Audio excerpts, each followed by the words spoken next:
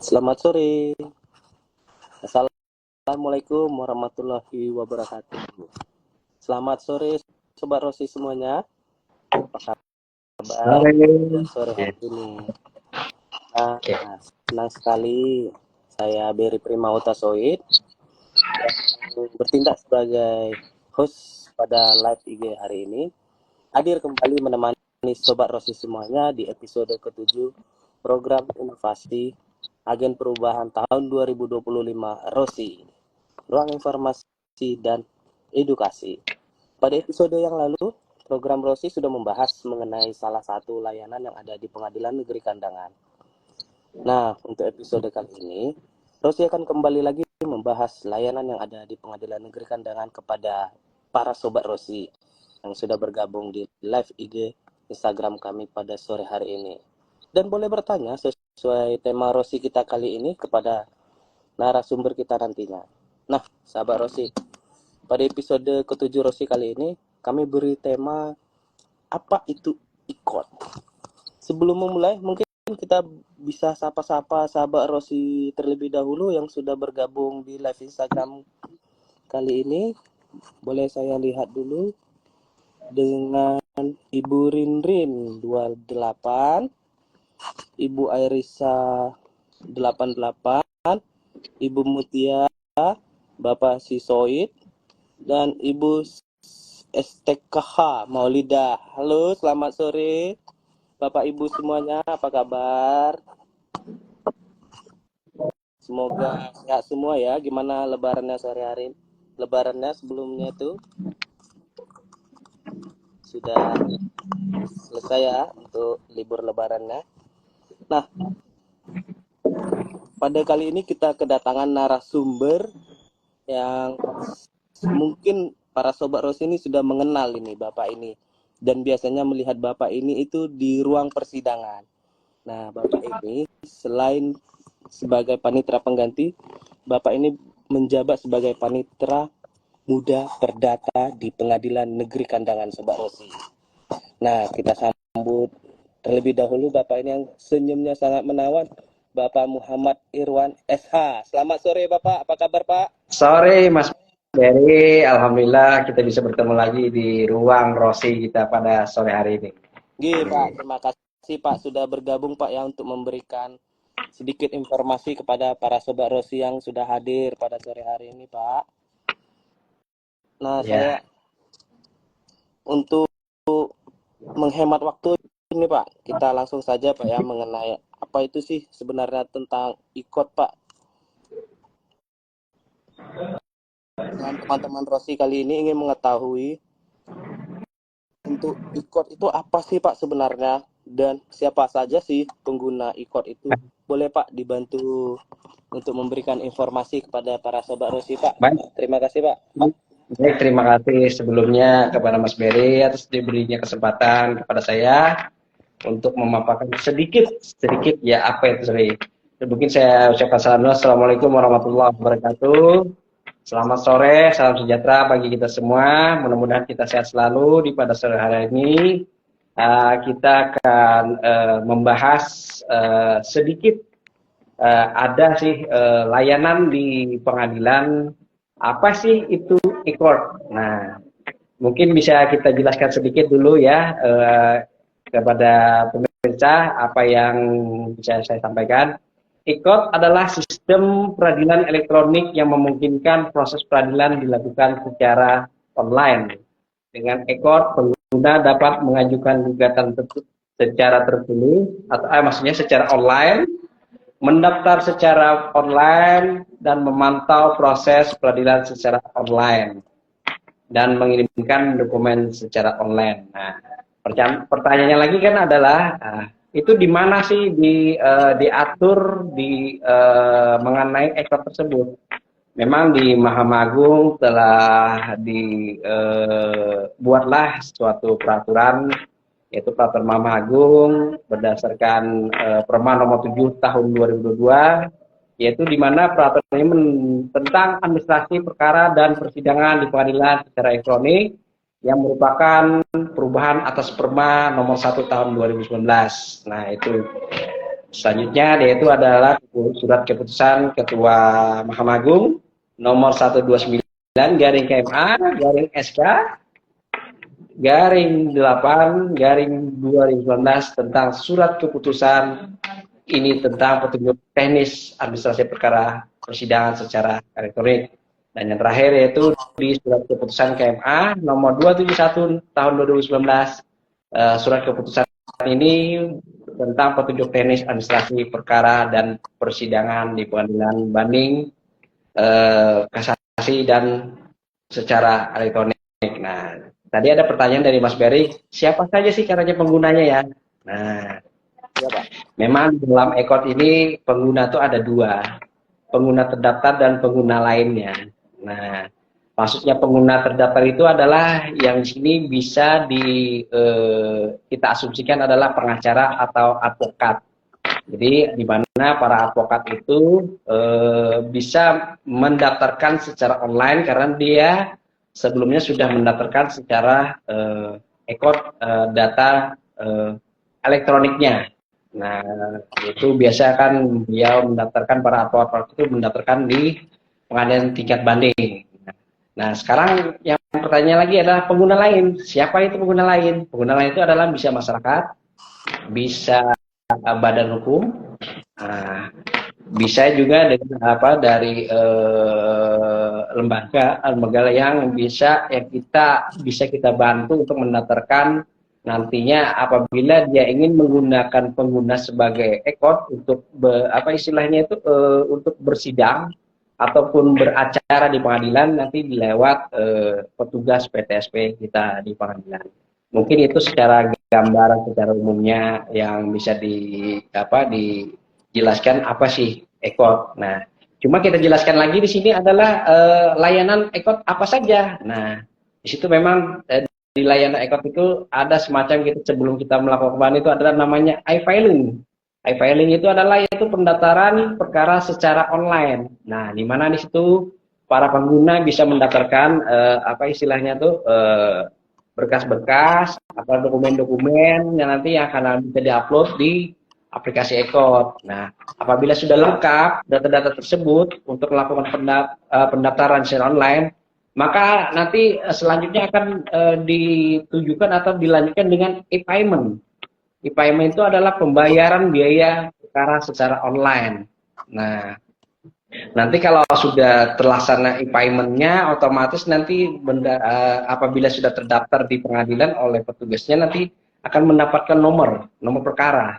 Nah, dengan ada nomor perkara itu nanti otomatis akan berlanjut lagi nanti ke pemanggilan esamen. Nah, esamen itu adalah pemanggilan oleh jurusita di mana nanti akan dilaksanakan jadwal sidang. Nah, jadwal sidang secara online. Nah, selanjutnya itu adalah bisa juga dilanjutkan dengan litigation. Litigation itu adalah yaitu persidangan secara online, baik itu jawab jawab atau mengenai pengiriman dokumen secara online. Nah sekarang apa sih manfaatnya pengguna apabila menggunakan ECOT? Nah, itu kan pertanyaan-pertanyaan lagi itu nanti oleh pengguna. Nah, sekarang gini, manfaat menggunakan ECOT antara lain yaitu efisiensi waktu. Nah, di mana proses peradilan menjadi lebih cepat dan efisien. Salah satunya. Yang kedua, kemudahan akses. Nah, dalam hal ini yaitu pengguna dapat mengakses proses peradilan online dari mana saja, baik itu di rumah, di kantor, atau dimanapun pengguna berada. Yang ketiga yaitu adalah transparansi. Nah, di mana proses peradilan menjadi lebih transparan dan dapat dipantau secara online. Nah, yaitu yang keempat yaitu adalah mengurangi biaya. Nah, biaya kan perkara dapat dikurangi karena proses peradilan menjadi lebih efisien. Dan yang kelima yaitu kemudahan pengajuan gugatan, pengguna dapat mengajukan gugatan secara online dengan mudah. Dan yang terakhir yaitu penghematan waktu dan biaya perjalanan.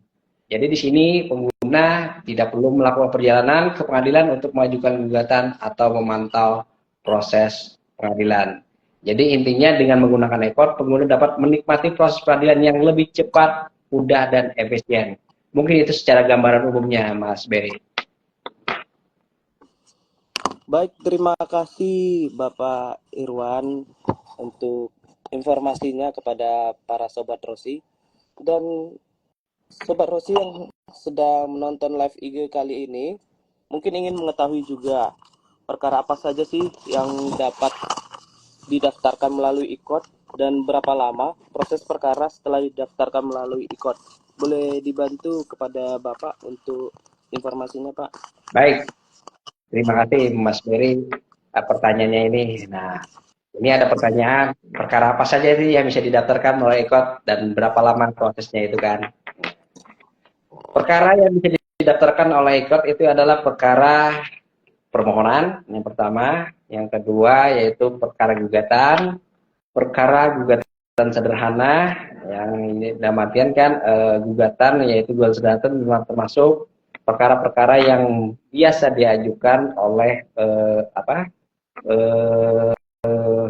oleh pihak perbankan. Nah, jadi prosesnya itu bisa melakukan dalam waktu gugatan itu kan namanya tadi kan sudah kita bilang dulu kan ada pertama tadi kan e-filing kan, pemeriksaan awal itu waktunya tuh mungkin 1 sampai 3 hari itu kan untuk pemeriksaan awalnya itu apabila ada proses penguploadan ataupun pendaftaran. Nah, nanti kan setelah itu ada penjadwalan sidang. Nah, penjadwalan sidang itu nanti bisa ditetapkan nanti oleh majelis hakim di mana itu harus mengacu kepada sahnya suatu panggilan khususnya dalam perkara gugatan. Nah, itu karena untuk sidang itu biasanya tergantung jenisnya perkara yang kompleksitasnya.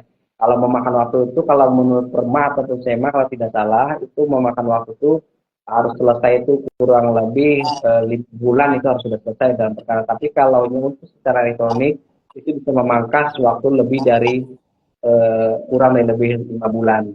Nah, itu tergantung kompleksitas perkaranya.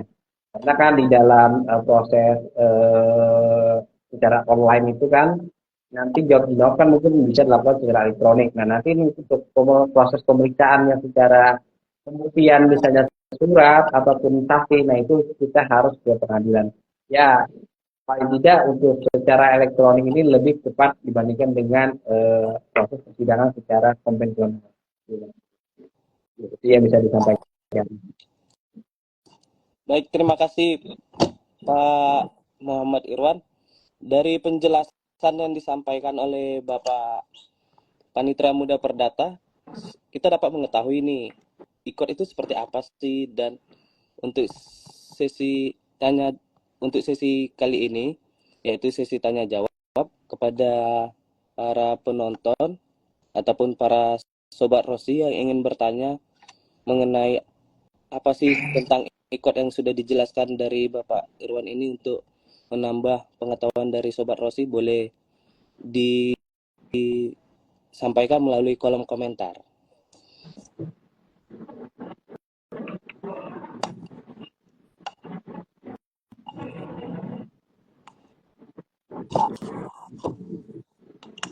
Nah, sambil menunggu komentar dari teman-teman Sobat Rosi, saya ingin bertanya, Pak.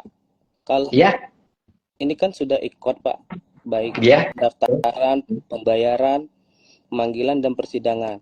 Dan untuk putusannya sendiri, Pak, penyampaian putusannya apakah juga melalui e-court, Pak, atau melalui gimana, Pak? Ya, baik, terima kasih. Nah, itu bagus itu pertanyaan dari Mas Berry ini selaku pembawa moderator. Untuk putusan itu disampaikan oleh secara online juga. Nah, memang di situ memang di dalam sistem e-court itu memang ada istilahnya tuh kan ada persidangan hybrid juga kan. Hybrid itu maksudnya apabila salah satu para pihak tidak melakukan persidangan secara elektronik. Namun pada kenyataannya untuk putusan tersebut tetap kita lakukan dengan secara online. Minta putusannya baik itu kepada para pihak, dan untuk upaya hukum pun juga mungkin melakukan secara online karena kan di dalam fitur e-court itu udah ada fitur-fitur yang bisa melakukan upaya hukum. Yang pertama yaitu banding. Nah, yang terbaru ini kan yang baru launching tahun kemarin itu layanan upaya hukum kasasi juga. Jadi segala putusan-putusan yang sifatnya didaftarkan secara online, otomatis putusannya itu dilakukan dengan secara online juga kepada para pihak yang disampaikan oleh jurusita. Dalam hal ini untuk penyampaian putusan ataupun penetapan-penetapan yang dilakukan proses dalam pendaftaran secara ikut ataupun online. Baik, Mungkin Pak. itu yang singkatnya. Terima kasih, Pak.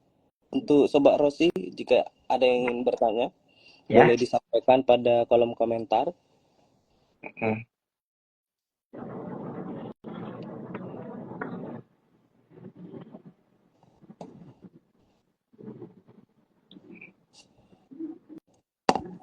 Nah, mungkin kita sedikit aja sih mungkin ya sebelum kita sambil ini Mas Media, mungkin kalau ada pertanyaan-pertanyaan mungkin sejarah mungkin kita beritahukan dulu kan mungkin sejarah singkat mungkin mengenai apa itu ekot muncul oleh Mahkamah Agung. Pada dasarnya kan ekot adalah sistem peradilan elektronik yang digunakan di Indonesia untuk memfasilitasi proses peradilan secara online yang di tahun 2018 itu diluncurkan oleh Mahkamah Agung. Tujuan ekor itu sebenarnya bertujuan untuk meningkatkan efisiensi, transparansi, dan aksesibilitas dalam proses peradilan. Nah, jadi dengan di launchingnya aplikasi ekor itu mungkin Mahkamah Agung akan terus memberikan perkembangan-perkembangan atau fitur-fitur di mana bisa dilaksanakan dengan hukum acara yang kita yang berlaku di Indonesia bisa diaplikasikan melalui ekor tersebut agar di mana untuk pengguna atau masyarakat yang melakukan istilahnya tuh gugatan ataupun apa itu bisa memudahkan para pengguna untuk mencari keadilan. Jadi intinya Mahkamah Agung terus berkembang dan berbenah untuk melaksanakan peradilan yang modern. Itu aja. Bang terus, Pak. Baik, Pak. Ini sedikit, Pak, ada pertanyaan dari para Sobat Rosi. Ya. Dari Dani 1982. Saya bantu menyampaikan ya, Ibu Dani 1982. Bagaimana kalau seorang pemohon tidak mempunyai akses dan tidak mengerti dengan aplikasi IKOT, Pak? Nah, bagus pertanyaan itu Mas Ferry. Bagaimana pemohon ataupun mungkin masyarakat biasa ya mungkin maksudnya ya, atau ya maksudnya tidak punya akses gitu ya. Nah, jadi pas ini bagus ini pertanyaannya. Sebenarnya untuk masyarakat itu termasuk sebagai pengguna lain. Nah, apabila misalnya masyarakat atau pengguna lain yang tidak mempunyai akses ya maksudnya untuk mengakses ekor, sebenarnya kita ada khususnya pengguna itu datang ke kantor khususnya ke pengadilan nanti menghadap aja di petugas PTSP. Nanti kita di sana kita diarahkan untuk membuatkan akun dulu, Mas Ferry.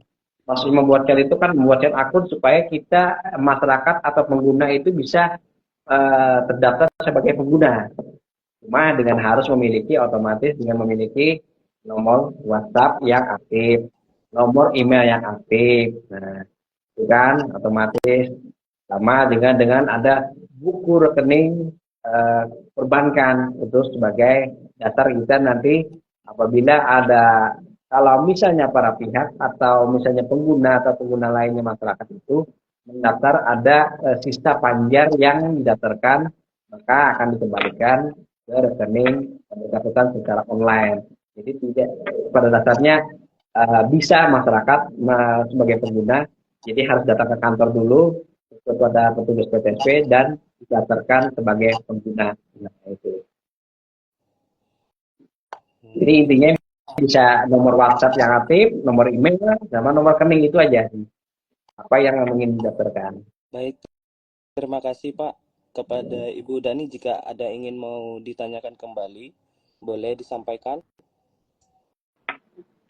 Dan kepada para Sobat Rosi juga boleh ingin menyampaikan pertanyaannya di kolom komentar jika ada yang ingin ditanyakan.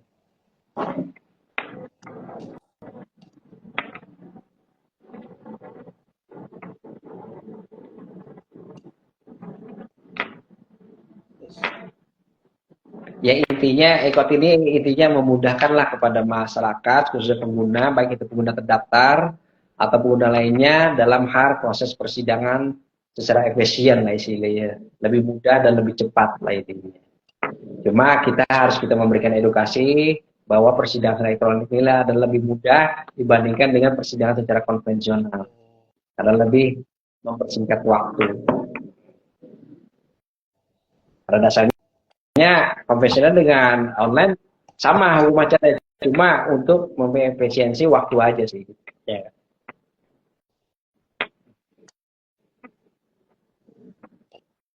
Mungkin ada pertanyaan lagi dari pemirsa atau yang lain, silahkan. Selama masih bisa kita jawab. Mungkin ada lagi Mas Berry dari pemirsa atau yang ditanyakan, nggak apa-apa, kita tanyakan kita sambil-sambil. Ya, kepada Sobat Rossi, boleh ditanyakan melalui kolom komentar. Pak, saya ada juga ingin bertanya, Pak. Baik. Terkait tadi putusan itu. Kan tadi Bapak menyampaikan putusan itu disampaikan melalui IKOD begitu, Pak ya? Ya.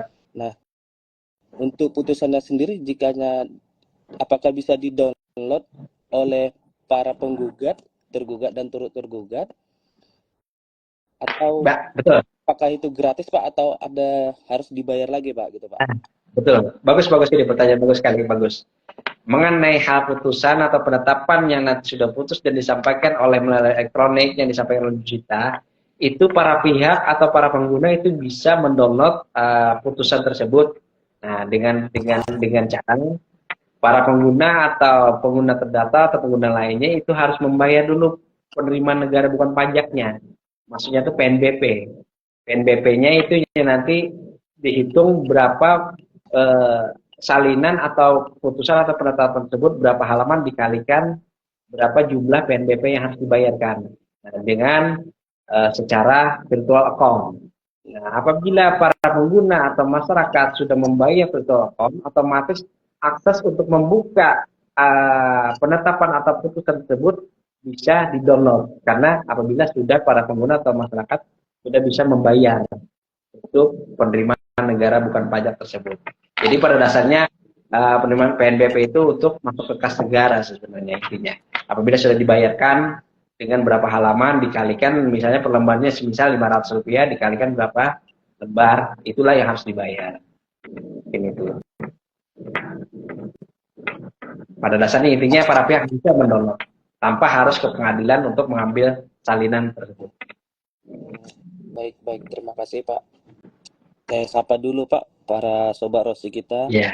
Ibu Giska Isna, Ibu Airisa 88, Ibu Mutia, Bapak Sisoid, Ibu STH Maulida, Ibu Dani, Bapak Muhammad Arsyad, Bapak Narcis, dan Bapak Lana. Mungkin barangkali para Sobat Rossi itu ingin bertanya mengenai IKOD. Jadi kedepannya apabila ada yang ingin menggunakan aplikasi IKOD ini sudah jelas begitu.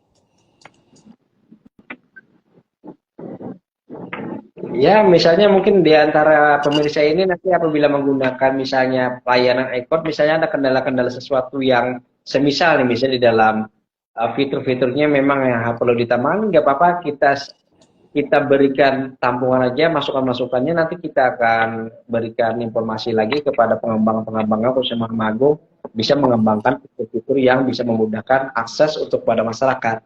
Itu sih lebih bagus lagi itu. Jadi kan ada masukan dari para pengguna masyarakat apabila ada kekurangan fitur yang memang di dalam proses aplikasi IKOD. Memang kita kan seiring berjalannya waktu kita melakukan pengembangan untuk proses peradilan yang lebih mudah.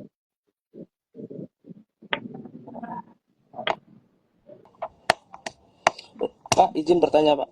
Untuk pengguna terdaftarnya itu, Pak, jika terdaftarnya di Pengadilan Negeri Kandangan, apakah bisa menggunakan akunnya itu untuk melakukan gugatan di pengadilan lain, Pak? Nah, baik. Ini pertanyaannya bagus sekali nih. Makanya saya jelaskan tadi kan di awal, di pertama tadi kan, di situ kan ada dua, ada pengguna terdaftar, ada pengguna lain. Kalau pengguna terdaftar itu yaitu adalah advokat, atau pengacara, itu dia bisa beracara atau mendaftarkan di pengadilan negeri seluruh Indonesia. Bisa saja di seluruh Indonesia dia mengantarkan apa istilahnya tuh untuk proses secara online-nya. Nah, sedangkan untuk pengguna lain, semisal kita contoh di pengadilan kandangan, apabila dia misalnya sudah mendaftar di pengadilan negeri kandangan, misalnya di pengadilan kandangan, otomatis kita berikan sedikit penjelasannya. Anggap aja ini pengguna lain ini adalah semacam pemerintah dalam hal ini mungkin BPN ya. Nah, dia kan di apa istilahnya itu BPN ini selaku turut tergugat ya. Dia mendaftarkan pengguna lainnya di pengadilan negeri kandangan. Dia sudah mendaftar di pengadilan kandangan, otomatis dia punya akun ekor. Nah, apabila semisal dia digugat oleh pengguna ataupun penggugat di pengadilan negeri lain, dia bisa langsung masuk ke akses ekor dengan mencantumkan alamat email dan nomor kontak yang aktif dari pertama kali. Nah, itu bisa.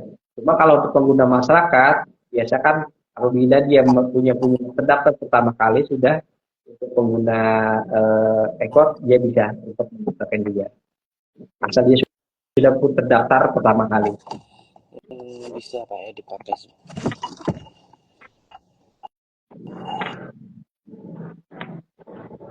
Baik Pak, izin. Ini ada pertanyaan dari Dani 1982. Bagaimana kalau mati lampu dalam jangka tidak bisa diketahui atau dihack? Maksudnya gimana tuh, Mas Medi? Mungkin bisa diperjelas mungkin pertanyaannya gimana ya maksudnya tuh? Kepada Ibu Dani ini gimana ini? Jangan mati lampu. Maksudnya mati lampu itu gimana sifatnya ini? Atau dihack itu maksudnya akunnya atau gimana?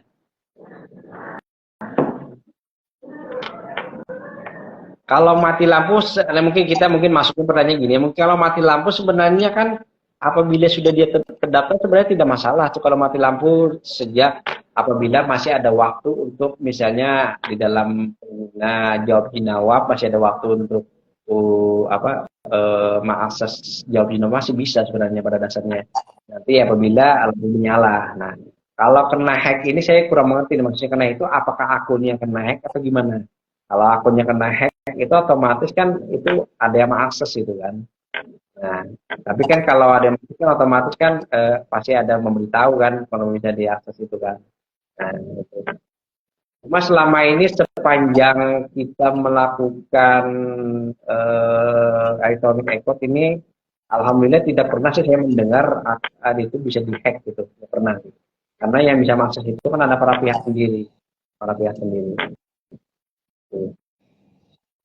Cuma saya kurang mengerti sih maksudnya pertanyaannya ini apa dihack itu maksud gimana gitu. Cuma kalau saya menjelaskan sedikit ya gitu. Cuma selama ini belum pernah sih. Belum pernah ada kejadian Pak ya untuk akun yang terlepas Pak ya.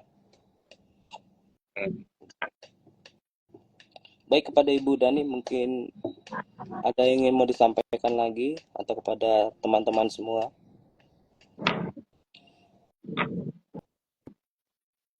Nah, berhubung waktu live kita Pak sudah menunjukkan 15.30 Pak. Untuk live kita sebenarnya 30 menit dan sudah mencapai waktunya mungkin. Dan apabila teman-teman juga tidak ada yang ingin bertanya, mungkin saya bisa menutup untuk live kita kali ini, live episode ke-7 Rossi. Ini mungkin bisa saya tutup. Namun sebelum saya menutup program Rossi episode kali ini Pak, mungkin Bapak dapat memberikan closing statement dan memberikan edukasi kepada Sobat Rossi terkait tema Rossi kita kali ini Pak. Baik, terima kasih Mas Beri. Mungkin ini sedikit closing statement aja sih. Jadi intinya para pengguna atau pengguna lainnya, apabila ada suatu permasalahan yang bisa memang harus diselesaikan di pengadilan melalui gugatan atau permohonan, bisalah diajukan ke pengadilan. Nanti semua pada dasarnya kita akan bantu apa yang untuk para pencari keadilan bisa melaksanakan untuk keadilannya, untuk melaksanakan hak-haknya. Intinya pada dasarnya adalah ECOT ini adalah pada dasarnya proses peradilan lebih cepat, efektif, dan efisien, yaitu membantu mengurangi biaya dan waktu yang dibutuhkan atau untuk proses pengadilan. Intinya masyarakat tidak perlu ragu ataupun bimbang atau gimana apabila ingin ke pengadilan untuk melakukan suatu haknya, kami bantu dengan sepenuh hati, dengan apa yang kita lakukan. Mungkin itu yang bisa kita sampaikan. Mungkin itu saja Mas Berry yang intinya yang kita sampaikan. Mudah-mudahan dengan adanya Rosi ini kita bisa memberikan wawasan kepada masyarakat atau edukasi. Semoga menjadi lebih baik apa yang kita capai. Mungkin itu yang bisa saya sampaikan. Assalamualaikum warahmatullahi wabarakatuh. Terima kasih saya ucapkan kepada Bapak Muhammad Irwan, Sarjana Hukum, yang telah berkenan hadir sebagai narasumber dalam program Rosi kali ini. Dan terima kasih juga saya sampaikan kepada para sahabat Rosi yang telah bergabung di live Instagram Pengadilan Negeri Kandangan. Jangan lupa ikutin terus live Instagram program Rosi Agen Perubahan tahun 2025 Rosi, Ruang Informasi dan Edukasi. Pada hari Jumat pukul 15.00 WITA sampai 15.30 WITA. Dan jangan lupa juga untuk memfollow akun Instagram Pengadilan Negeri Kandangan di @pnkandangan untuk mendapatkan banyak informasi tentang kegiatan kantor kami dan layanan hukum lainnya. Saya Berry Prima, pamit undur diri. Wassalamualaikum warahmatullahi wabarakatuh. Sampai jumpa lagi dalam Rosi. Keadilan itu datang dari hati. Setiap langkah Rosi penuh dedikasi. Bersama dalam harmoni untuk pelayanan, menuju masa depan berkeadilan. Masyarakat tak perlu risau lagi, karena Rosi hadir dengan informasi yang mengedukasi. Pengadilan Negeri Kandangan siap menginisiasi, memberikan layanan hukum jelas dan pasti.